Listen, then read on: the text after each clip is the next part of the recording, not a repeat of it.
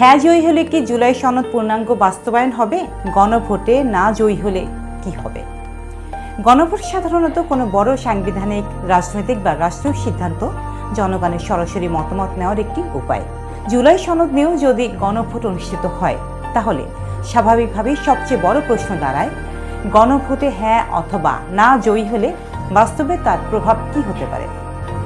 এই প্রশ্নের উত্তর এক কথা দেওয়া সম্ভব নয়, কারণ গণভোটের ফলাফল রাজনৈতিকভাবে শক্তিশালী হলেও তার বাস্তবায়ন নির্ভর করে আইন, সংসদ, প্রশাসন এবং রাজনৈতিক সদিচ্ছার উপর। গণভোটে হ্যাঁ জয়ী হলে কি হতে পারে? যদি গণভোটের সংখ্যাগরিষ্ঠ মানুষ হ্যাঁ ভোট দেন, তাহলে সেটি রাজনৈতিকভাবে একটি স্পষ্ট জনসমর্থনের বার্তা হিসেবে বিবেচিত হবে। সাধারণভাবে এর অর্থ হতে পারে সরকার বা সংশ্লিষ্ট কর্তৃপক্ষ জুলাই সনদ বাস্তবায়নের নৈতিক ও রাজনৈতিক বৈধতা দাবি করতে পারবে। সনদের সুপারিশ বা প্রতিশ্রুতিগুলোকে আইন, নীতিমালা বা সাংবিধানিক সংশোধনের মাধ্যমে কার্যকর করার উদ্যোগ নেওয়া হতে পারে। প্রশাসনিক ও প্রাতিষ্ঠানিক সংস্কারের ক্ষেত্রে সরকার গণভোটের ফলাফলকে জনসমর্থনের প্রমাণ হিসেবে ব্যবহার করতে পারে।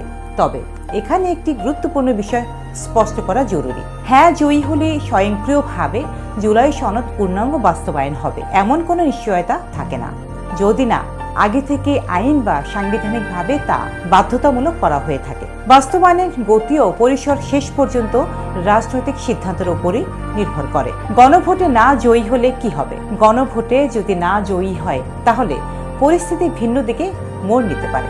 সরকার বা সংশ্লিষ্ট কর্তৃপক্ষ দাবি করতে পারে যে জুলাই সনদের বর্তমান রূপ জনগণের সমর্থন পায়নি। সনদের পুরোটা বা অংশ বিশেষ বাতিল, স্থগিত বা পুনর্বিবেচনার সিদ্ধান্ত আসতে পারে। বিকল্প প্রস্তাব, সংশোধিত সংস্করণ বা নতুন রাজনৈতিক সংলাপের পথ খুলতেও পারে।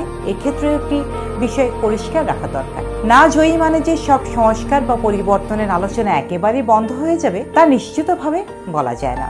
অনেক সময় গণভোটে না ভোটকে প্রস্তাবের বিরোধিতা হিসেবে নয়, বরং তা কাঠামো বা পদ্ধতির প্রতি অনাস্থা হিসেবেও ব্যাখ্যা করা হয়।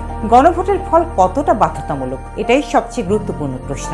গণভোটের ফলাফল আইনগতভাবে বাধ্যতামূলক হতে পারে যদি সংবিধান বা সংশ্লিষ্ট আইনে তা স্পষ্টভাবে উল্লেখ থাকে, অথবা পরামর্শমূলক হতে পারে, যেখানে সরকার চাইলে ফলাফল অনুসরণ করবে, চাইলে করবে না। বর্তমানে জুলাই সনদ সংক্রান্ত গণভোট যদি আদৌ অনুষ্ঠিত হয়, তার ফলাফল কোন ক্যাটাগরিতে পড়বে? এই বিষয়ে প্রকাশ্য বিস্তারিত আইনি ব্যাখ্যা না থাকলেও নিশ্চিতভাবে কিছু বলা কঠিন। সংক্ষেপে বললে, হ্যাঁ জয়ী হলে জুলাই সনদ বাস্তবায়নের রাজনৈতিক চাপ ও প্রত্যাশা বাড়বে, কিন্তু পূর্ণাঙ্গ বাস্তবায়ন স্বয়ংক্রিয়ভাবে নয়।